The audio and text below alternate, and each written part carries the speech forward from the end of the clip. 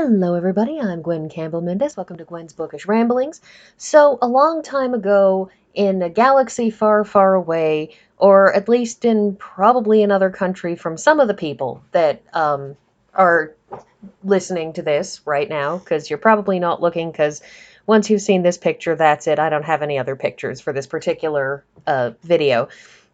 The thing is, a bazillion years ago, there was the WB network, Warner Brothers, and Buffy the Vampire Slayer was on Warner Brothers. And then some time passed, and Joss Whedon created a spin-off series, Angel. And Angel was also on the WB. And then, one day, they decided to change the name of the WB to the CW for reasons.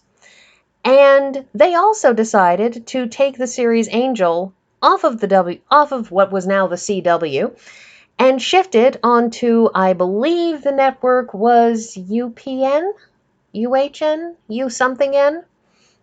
Didn't really matter. I was in Canada and we didn't get the cable that would let me watch it. I watched Buffy on CKVR. Which, by the way, for a while was probably against the whatever contracts they had signed showing Buffy the Vampire Slayer the day before it would be given its official release on the CW. So I actually got to see Buffy on, Mondays when everyone else was watching it on Tuesday, which was kind of amusing for me, at least until somebody probably yelled at CKVR, and they started playing it on Fridays, which was super annoying. Anyways, be that as it may, the two shows being on different networks, basically by the end of Buffy season 5, meant that they didn't do crossovers anymore because they were on two different networks. So even though it was shows that had actors that had gone from the first show to the second show, even though the showrunners,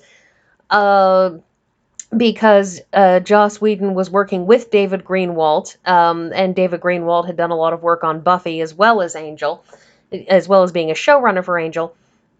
Even though these were both Joss Whedon's babies, David Greenwalt was working with him, even though they would have been fine with it, the two networks would not be fine with there being a crossover. Why am I talking about this? Well, yes, the first in a new crossover trilogy, or at least it was a new crossover trilogy back when this was first published, which was in 2001. So there you go, this is an 18-year-old book. And the thing about, and that was the thing that kind of made this a big deal. I mean, it was always a big deal to do crossovers between series, even if the crossover was between an original and a spin-off of the original. But they're always a deal because, you have two shows that are running parallel, the actors only have so much time, the writers have to actually write something so that the shows will come together, etc., etc. So crossovers have always been kind of a big deal.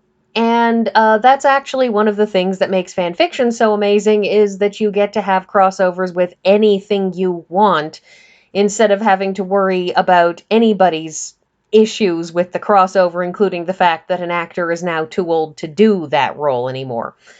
Anyways, so I was, I have mentioned before, a huge fan of Buffy the Vampire Slayer.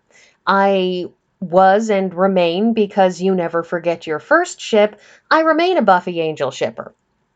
And you can call me whatever negative things you want and immature and goodness knows what else. But the point was that I saw this, and I was buying Buffy tie-in novels quite regularly. I have half a shelf full of them, after all. And I, of course, snatched this up. I own the whole trilogy, which I am going to be going through. So now that I've talked your ear off about absolutely nothing for nearly 5 minutes, let's consider this particular first book in the trilogy. And Nancy Holder and Jeff Marriott. I'm not a huge Jeff Marriott fan. I've got to tell you, I've read some of his various other tie-in novels, and they don't really do anything for me, but I do like Nancy Holder. As an author of tie-in novels, I don't think I've ever read any of her original work. I assume she must have some somewhere. Um, but the thing is, that this this starts out at a somewhat awkward time for fans, because this is set uh in the time between season 4 and season 5. So this is kind of one of those in the time before everything fell apart, before everything went bad. This is a little bit like Buffy tie-in novels that are set before the episode Surprise Innocence, which is a two-parter, episode 1 Surprise, episode 2 Innocence, for those who are wondering. Also, for the record, if you're going to watch Buffy the Vampire Slayer, Welcome to the Hellmouth and the Harvest are actually a single 2 hour, or okay, hour and a half, whatever. It was 2 hours in terms of the time slot, but it's just a single item that you run through all at once. The end of Welcome to the Hellmouth is actually not it's not supposed to be a cliffhanger. What you're supposed to do is have a commercial break and then run straight through. How do I know? I saw the series premiere when it first premiered, and it was a 2 hour slot. So, just saying. Anyways, back to the book, because, heavens forfend, I should actually focus on something. So, this book starts with a couple of original characters, uh, which is Salma de la Navidad and her brother Nicky. And Nicky has gotten in with one of the Mexican gangs in LA. Because he's doing that poor little rich boy thing of, searching desperately for meaning and finding it with, the brotherhood of a gang, that initial brotherhood that sort of suckers some people in because they think you've got brothers who will watch your back, and then you discover that it's a gang and that's not really what it's like. But, he's kind of been suckered in by this.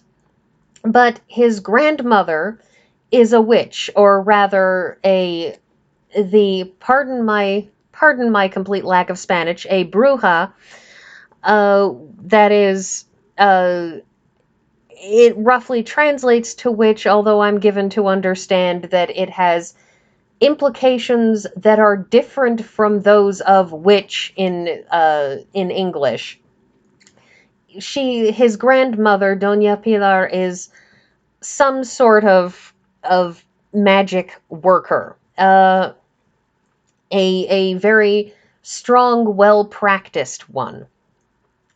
And she spends a bit of time not just doing magic with Willow, but doing some mentoring of Willow, because Willow, upon discovering a talent for magic, has, of course, been working on it with her girlfriend Tara, who is a more or less properly trained Wiccan, whereas Willow is oh my god, let me pick up a book and I will cast a spell because I seem to be the only person who's any good at it around here.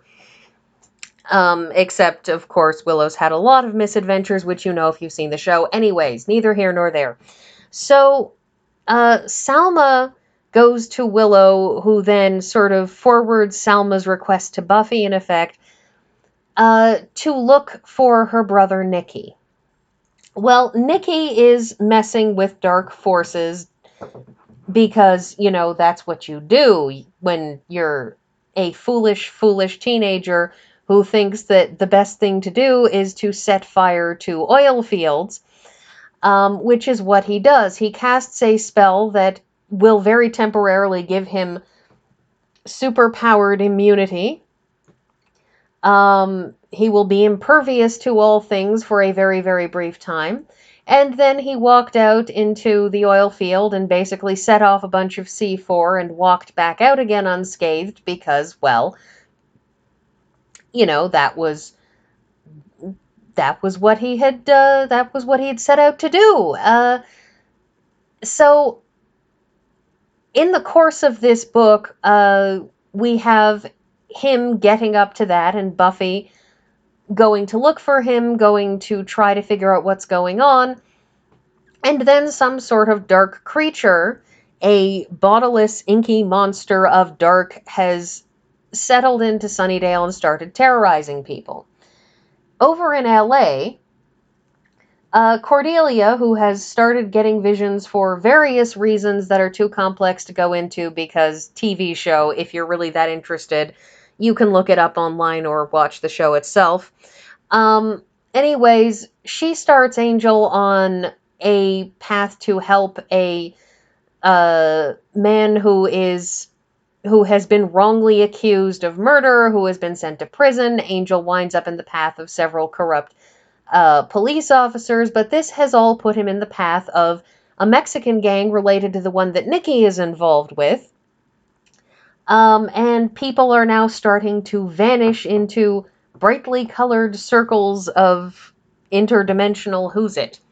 So, what you have here is this first book ends on a cliffhanger. Which I think in a lot of ways is conceptually, I mean, I enjoy it because it's the characters that I like, and they're talking and acting the way the characters that I like talk and act, and it's kind of, like part one of a three-parter in Buffy, which infrequently happened because Joss Whedon's Buffy the Vampire Slayer was the start of the unending serialization of shows these days. People don't like pocket episodes anymore. And this book literally ends with a to be continued. The thing about this is that this is a book that was clearly set up, whether commissioned or proposed by Nancy Holder and Jeff Mariotte. I wouldn't know because I don't know anything about the politics of tie-in novels. But this was clearly designed to be a trilogy. They didn't release a first book and say, well, hopefully we'll get enough people buying it to release a trilogy. No, this isn't even really a trilogy. This is all one book that they have basically just released in 3 separate parts. And so what you have here is so when this leaves off a little bit like the end of the first book of the Lord of the Rings trilogy. That is, it just kind of stops, and the reason Lord of the Rings trilogy is like that is because it was released during World War II, and they had a paper shortage, so they could only release the first third of this book, which is actually just one book. They could only release the first third of it, so they sort of picked a point at the end of a chapter that was about a third of the way through and said, well, that's where the book ends. And then when they had enough paper, they released the second part and then the third part. But those 3 books of The Lord of the Rings, they're not a trilogy. They're actually one book in 3 parts because of a paper shortage. Which is frankly in my opinion, a somewhat more entertaining and better story than Tamora Pierce, whose first of the series of her series, the Lioness Rampant quartet, because she released a lot of her books in 4s. That was actually released in 4 parts because people thought children wouldn't be able to deal with such a big book, so they made her chop it up into 4 parts, which is why the 3rd book is kind of like an interlude in a book rather than an actual book on its own. I have gone completely off topic. Anyways, so we end with cops about to shoot Buffy and Angel and Buffy's boyfriend Riley, who I don't like for reasons. And I will talk about the next book in the trilogy and hopefully maybe something about this book. Maybe I'll even go less off topic when I get back to everything next week.